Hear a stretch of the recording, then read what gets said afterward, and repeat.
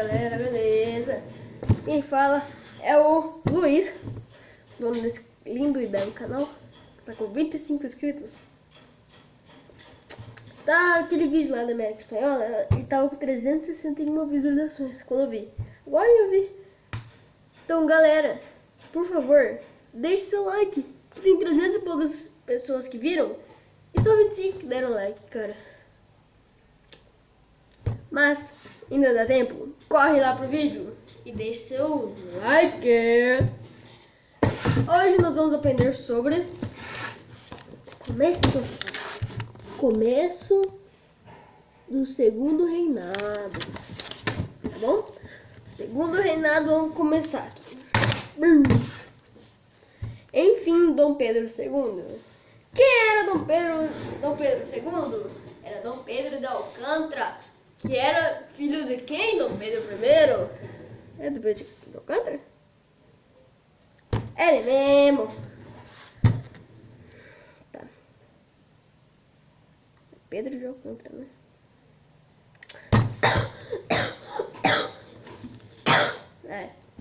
Pronto.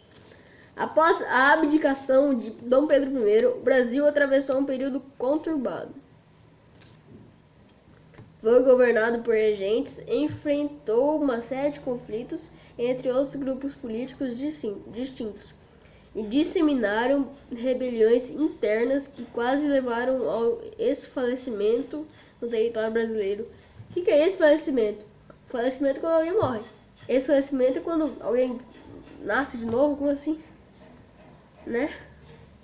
O Brasil nasceu de novo. Nascimento do Brasil.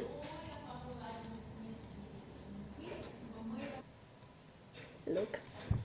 Tá. O que foi o golpe da maioridade? Foi quando o jovem Pedro, de apenas 15 anos, foi pro poder. Olha que felicidade. Eu tô usando aparelho.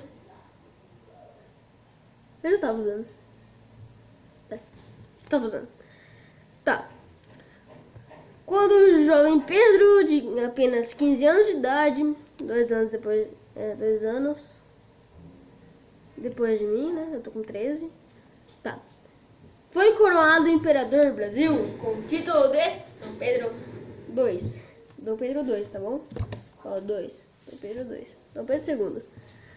Começava assim o chamado Segundo Império ou Segundo Reinado, que se estendeu até 1889, quando um golpe militar derrubou o governo e proclamou o início da República do país. A posse do novo imperador era vista como uma maneira de fortalecer o governo brasileiro, pois simbolicamente, o monarca representaria a unidade da nação. Garganta seca, galera, rapidão, vou lá pegar uma água pra mim.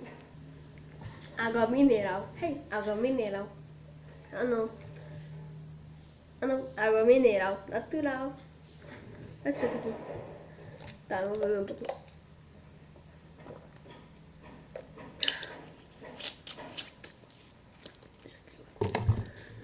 Beleza. Tá. Acabamos essas páginas. Tá. Um país em ritmo de mudanças. O segundo reinado foi um período de grandes transformações na organização da sociedade brasileira. Foi também a época em que o Brasil começou a se tornar efetivamente uma nação, com a construção de símbolos que representavam o povo brasileiro e que expressavam a ideia de identidade comum, unindo as pessoas que viviam em regiões muito distantes. Ok? Durante esse período, houve um crescimento populacional contínuo. Em 1819, ainda antes da independência, o território brasileiro abrigava uma população de pouco mais de 4 milhões de pessoas. Em 1872 estava com 3 milhões, certo? Não, estava praticamente 10 milhões os inscritos do Resende, cara. Só isso.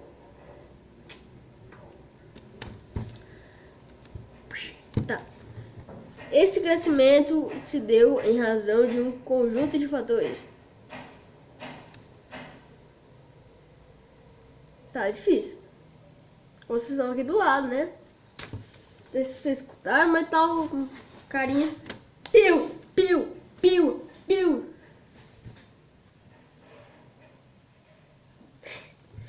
Tá, mas bora continuar. Ignora ele. Tá, esse crescimento se deu em razão de um conjunto de fatores. Em primeiro lugar, o aumento sem precedentes do tráfico negreiro para o Brasil entre meados das décadas de 1830 e 1850 provocou um incremento significativo no número de africanos vivendo no Brasil, no país. O crescimento populacional aumentou o tamanho das cidades, porém, a maior parte da população continuava vivendo em regiões rurais, ou seja, no campo e nas fazendas, e exercendo atividades agrícolas e pastoris. Pastoris é pastor. E agrícola é agricultura, essas coisas. Tá, o maior centro urbano brasileiro no período continuou sendo o Rio de Janeiro, a capital do Império. E apesar das transformações ocorridas durante o segundo reinado, a sociedade brasileira manteve bastante desigual. A escravidão continuou em vigor até praticamente o fim do período, sendo abolida apenas em 1888. Galera, esse capítulo vai ter 2 vídeos, tá? Porque senão vai ficar muito longo. Vai ter um vídeo de 15 minutos e outro de alguma coisa aí. Alternância política.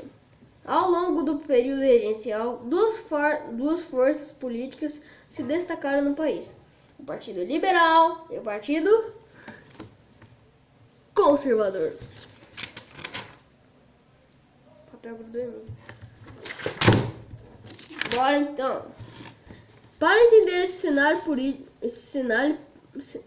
cenário político, é importante lembrar que, durante o Império, o governo brasileiro era composto pelo imperador, que controlava o poder executivo, e pelos deputados e senadores. Beleza. Para evitar que um partido se perpetuasse no poder, Dom Pedro II fazia o uso do poder moderador, que é aquele que modera, entendeu? Tipo, aquele partido tá recebendo mais votos, vamos diminuir a qualidade, praticamente, entendeu? Essa situação ajudou a manter o equilíbrio político no Brasil e evitou que conflitos como os ocorridos durante o período regencial se repetissem no segundo reinado. Beleza? Fim do tráfico negreiro. Falou! Psh, vazou. Defender a manutenção da escravidão era um dos principais objetivos políticos de conservadores e liberais. Por isso, durante o segundo reinado, o governo adotou diversas estratégias para prolongar a duração dessa prática e evitar o seu fim. Essa situação provocou o isolamento internacional do Brasil, que passou a ser visto como atrasado pelas outras nações. Além disso, o país começou a sofrer pressão externa para tomar medidas que acabassem com o tráfico negreiro. Pressão essa provinda principalmente da Inglaterra, a maior potência mundial do período. Quem era a maior potência mundial do período? A Inglaterra. Virando a página, tudo isso forçou o governo brasileiro a negociar com as elites o fim do tráfico negreiro, do tráfico de pessoas escravizadas. Temendo que as embarcações brasileiras fossem atacadas por navios ingleses, a monarquia finalmente criou a lei que punha fim ao tráfico negreiro, a Lei Eusébio de Queiroz, de 1850. Os imigrantes e a Lei de Terras. Outros desdobramentos da Lei Eusébio de Queiroz foi o estímulo Calma, galera, buguei. Calma, respira. Tá. Outro desdobramento da lei Eusébio de Queiroz foi o estímulo do governo brasileiro à vinda de imigrantes para o país. Aê! Bati na minha cara, beleza? A partir das últimas décadas do século XIX, agora que sim, o número de imigrantes no Brasil cresceu rapidamente, provocando mudanças na sociedade e constituindo-se em importante fator de crescimento da população brasileira. Ou seja, as mudanças na sociedade foram um importante fator no crescimento da população brasileira. Entendeu? Entendeu, né? Tem que entender. Então, volte o vídeo. Além de estimular a vinda de imigrantes, inclusive financiando as viagens para o Brasil, o governo criou a Lei de Terras. A lei também procurava impossibilitar o acesso à terra por parte da população local desfavorecida, como ex-escravos e brancos pobres. Ou seja, a lei procurava impossibilitar o acesso à terra por parte da população local desfavorecida, com ex-escravos e brancos pobres. Ou seja, os pobres, né, galera? O governo não deixava os pobres ir nas terras, entendeu? Isso pra eles deve atrapalhar, né? Virando a página. Cultura e construção da nação brasileira. Uma das características mais importantes do segundo reinado foi... Tá coçando aqui, gente, meu Deus. Foi o esforço realizado pelo imperador e por funcionários do governo imperial para construir um sentimento de nação brasileira.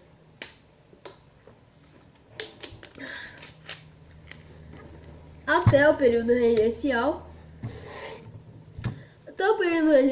os diversos grupos sociais que viviam no país se identificavam muito mais com a região em que nasceram, como Pernambuco ou Rio Grande do Sul, do que com o Brasil como unidade nacional. Ou seja, os caras não se identificavam como brasileiro, eles se identificavam como gaúcho, pernambucano, baiano, isso mesmo. Cadê o baiano? Cadê o baiano, tio? Tá. Com a coroação de Dom Pedro II, teve início uma política para construir o sentimento de que todos os brasileiros faziam parte da mesma nação e que tinham características comuns. Beleza? Todo mundo tinha que se sentir igual. O governo imperial também estimulou a criação de escolas que deveriam contribuir para a exaltação dos valores nacionais e para ensinar as crianças a valorizar a história e a cultura brasileira. Que pena que não deu certo. Ah, galera, eu fico desenhando sorvetinho. Tá bom. Essas ações foram importantes para a efetivação do projeto de criação de um sentimento nacional que aos poucos se disseminou pela sociedade brasileira. Peraí, galera, acho que tá acabando. Ah, tá acabando, não vai precisar de mais um vídeo não. Isso daí vai pegar uns 18 minutos, mas tá bom. Vou mudar de página. A força do café e as primeiras indústrias. A atividade econômica mais importante durante todo o segundo reinado foi a produção de café. Esse cenário internacional estimulou o Brasil a cultivar o café, tornando-se um dos mais importantes produtores e exportadores mundiais a partir da metade do século XIX. Consegui ver o século. Por isso, a região produtora desse grão se expandiu bastante. Posteriormente, o café conquistou grandes regiões no interior de São Paulo, Minas Gerais e Paraná. Ou seja, onde era bastante cultivado o café era em São Paulo, Minas Gerais e Paraná. Essa expansão provocou o significativo crescimento econômico do Brasil. Ô louco, palmas para o café. Tá. Essa expansão provocou um significativo crescimento econômico do Brasil e fez com que o comércio internacional do país, se tornasse lucrativo, com as exportações superando as importações na década de 1850. O segundo reinado foi marcado também pelas primeiras iniciativas para implementar a industrialização no país. As primeiras indústrias concentraram-se sobretudo nas cidades do Rio de Janeiro e em São Paulo. Isso resultou no aumento das desigualdades regionais, já que o Centro-Sul enriquecia e era beneficiado por medidas econômicas do governo, enquanto o restante do país não passava pelo mesmo crescimento. Modernização do Brasil! Modernização, celular, ok.